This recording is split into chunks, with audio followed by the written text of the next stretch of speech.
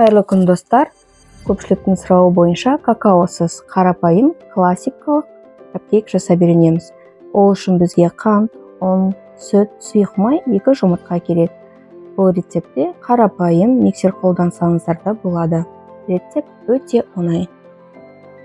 Ең алдымен миксерімізге 2 жұмыртқаны жібереміз. Жақсылап көпіргенше араластырамыз. Жұмыртқамыз көпіргеннен кейін оған қантты қосамыз. Миксердің де скорысын қосып қойып, одан кейін сүтті және сұйық майды қосып араластырамыз.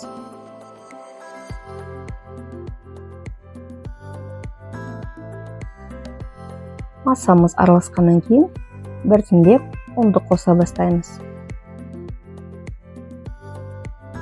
Дайын капкейкелерді өткен видеодағыдай салмалы етіп креммен әсемдессеңіздер де болады. Қамырды көп араластыру қажет емес, тек жан-жағына жағылған ұнды жақсылап жинап алып, тағы біраз ғана араластырып жіберіңіз. Қамыр сұйық болады, қорықпаңыз, ол солай болу керек.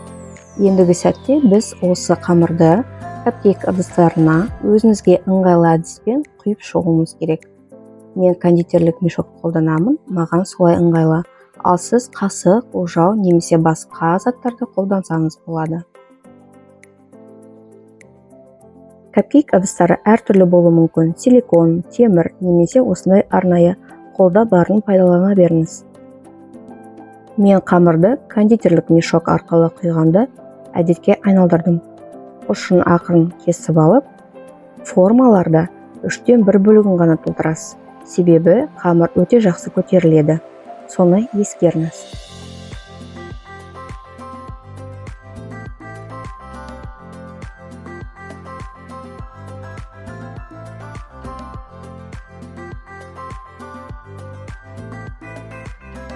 Егер бір формада көп, ал бір формада аз болып қалса, ештеңе етпейді.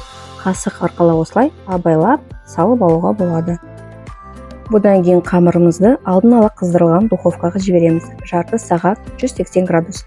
Өз духовкаңыздың ыңғайына қарайсыз.